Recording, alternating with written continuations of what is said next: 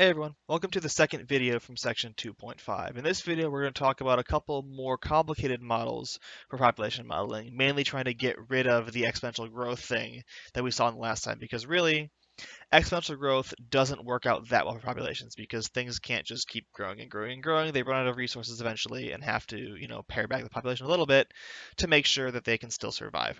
So we're going to deal with a couple more models that are more apt to actually modeling population, and since they're all times equations, we can analyze them using this phase line thing we saw last time.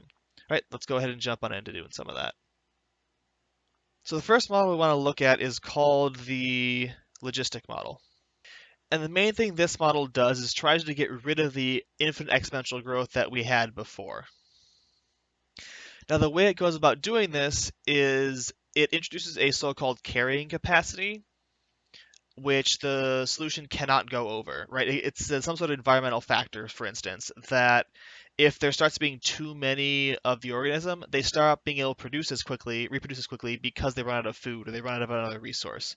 So this model introduces a carrying capacity, which is sort of the amount the environment can support. Now, the book will go through a short derivation as to how they get their equation they're using for this, but the equation they get looks like this.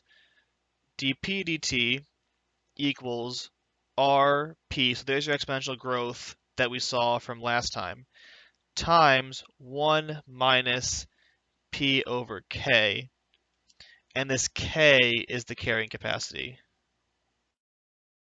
You'd think they'd pick C, but C is always constants of like integration and stuff, so it's much easier just to use K, carrying capacity. It's all a hard C sound. It's that they use K for constants because we don't want to use C because we use C elsewhere.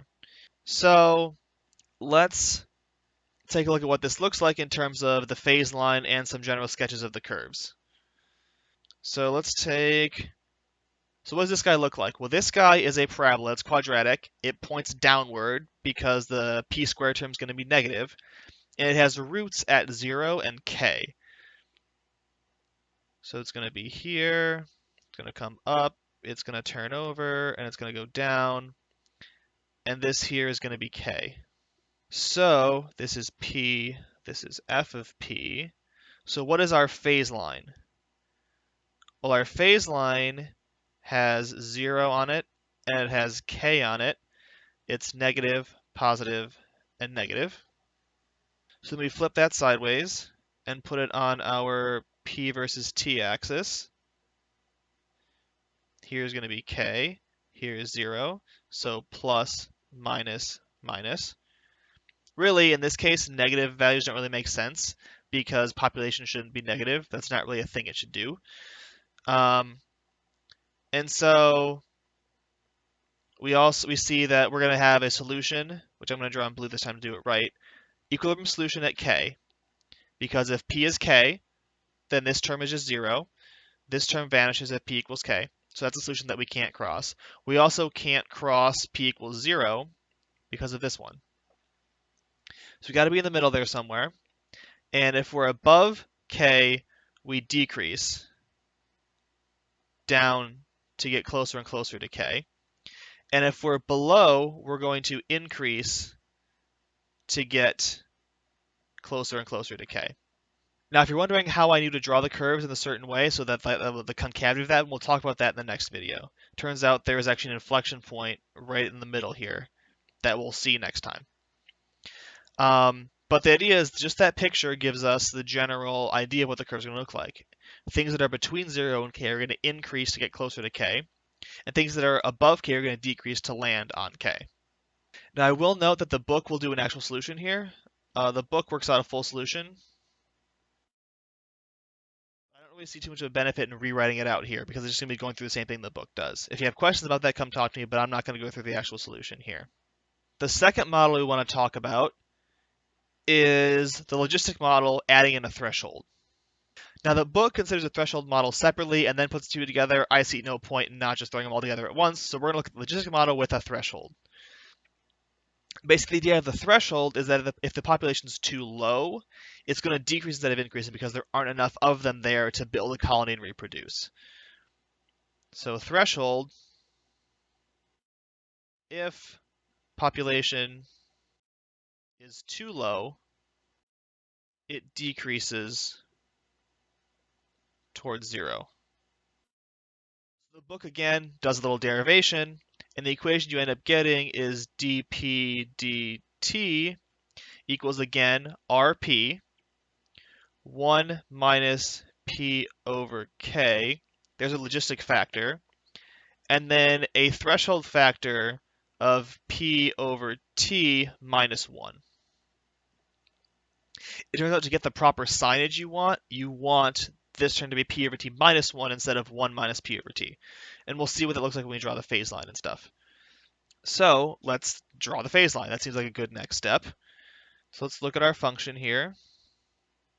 So here is p, and here is f of p. So where are our critical points? Well, our critical points are at 0. We knew that already because this is the first factor here. We know there's one up at k because that is going to be the second factor here. And this gives us one at t. So what happens in between these guys? Well, if we're between 0 and t, the first term is positive, the second term is also positive, but this term here is negative. If p is less than t, this last term here is negative. So we're going to be down here and then up through t. If we're between t and k, we have positive, positive, positive. So we're going to be up and then down to k. And if we're bigger than k, we have plus, plus, and negative in the middle. So we get a cubic that looks like that. And if you want to go less than 0, this would go up here. But we don't care about that because negative populations don't really make sense. So now let's see what we get out of a phase line for that one. So down here, I'm going to draw my phase line.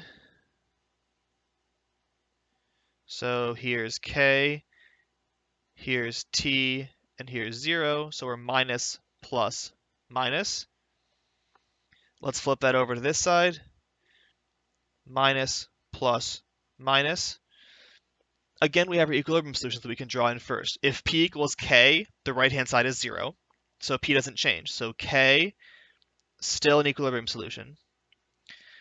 If p equals t, this last term is 0. So also an equilibrium solution there. And 0 is also an equilibrium solution, but it's at the bottom there. Now we're going to draw in some curves. If we're above k, we decrease down towards k. If we are below t, we decrease again, and we decrease down to 0. If we're between t and k, we increase, but we can't cross k because it's an equilibrium solution. So we're going to increase up to k. We're going to increase up to k. We're going to increase up to k. The main thing to see here is that if we're above k, we'll decrease down to k. If we're between t and k, we will increase up to k. But if we're too small, if we're less than t, we crash down to 0. So that's the idea of the logistic model with a threshold. The logistic model caps the growth, so it stops at some upper limit, capital K. But the threshold shows if you have too small of a population, you can't grow into a bigger colony. So these are the two advanced models we're talking about here for population modeling. I am going to give you a problem now that's not really related to the population modeling in general, but it's going to ask you to find critical points and draw a phase line. So that's the stuff we've been doing for all of these models where we've found our critical points, the places where f of p is 0, and then draw in the phase line, this thing on the bottom left here, for each of these problems. So I'm going to give that problem to you right now, and then we'll go ahead and move on to the next stuff. All right, so there's the problem for you guys to look at for this problem on the video sheet. This will be video 2 problem on the back of the section 2.5 worksheets.